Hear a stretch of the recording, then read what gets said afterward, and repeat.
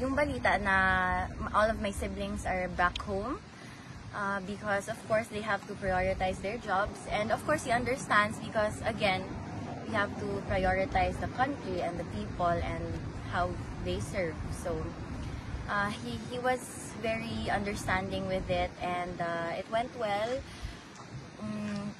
Ayun, madaming chikahan sa about family matters, and then to the point na sinabi niya na dami ng alam ng nakikinig dito. Yun, tumawa lang ako. It was light. It was, magaan naman talaga siyang kausap. So it was light, but it was also very emotional because I'm only gonna be here for another 2 weeks before I go back and, continue with my education, with work, and with the other personal matters that I have to attend to. So he understood that also. And then I told him he told me kasi na it's okay if you are lonely, you just go home to your mama Hanilet and to Mira. But then I told him na, I don't worry about me, I'm okay, my home is wherever you are. So, ayun, he smiled, he was happy to hear that. But he also reminded me that I do have to prioritize my responsibilities also because I have a life as a 21-year-old. And I said, yes, of course, in 2 weeks I will be back home. And then the rotation of visits from the different family members will continue as usual. So, ayun, we are just hoping for good news. So, in 2 weeks time when you leave, sino pong papalit? We're not sure pa, attorney, kasi ayun nga.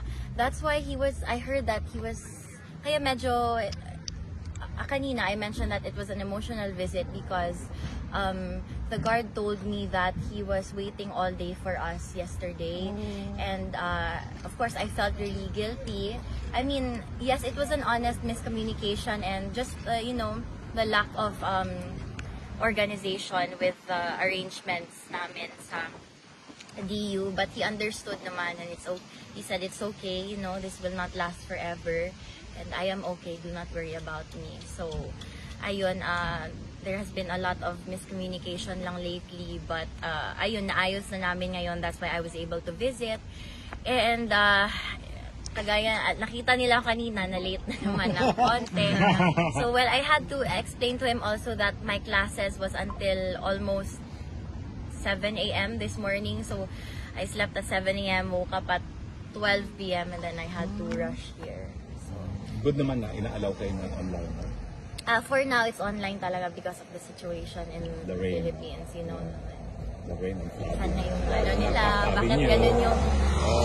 Well, bahala na sila, I won't talk about it. But ayun, all I can say that is he's good, he's healthy and thankful and happy that, he has family who loves him. And ayun, sabi ko, see, you are so blessed with children and grandchildren like this.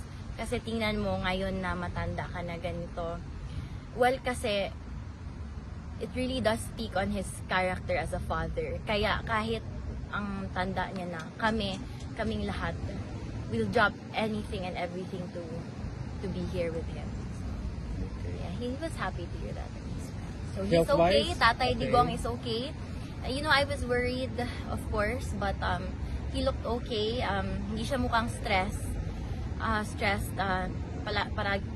parati siyang tulog, and ayun, kumakain naman as what I've heard from the prison guards.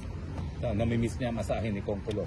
Yes, ayun nga, sabi ko, sorry ha, hindi ako naka-crash course, hindi ako ganun kagaling, pero sige lang, maybe before I leave, magmamasahe ako sa kanya. And so to make up for it, I just sang him a song before I left. And ayun, nakasmile na. So, ayun, that's all I can share because of course we want to abide by the rules and regulations by the EU para walang unwanted consequences. Alam ba ni Tatay Digong na bawal na rin to share yung mga...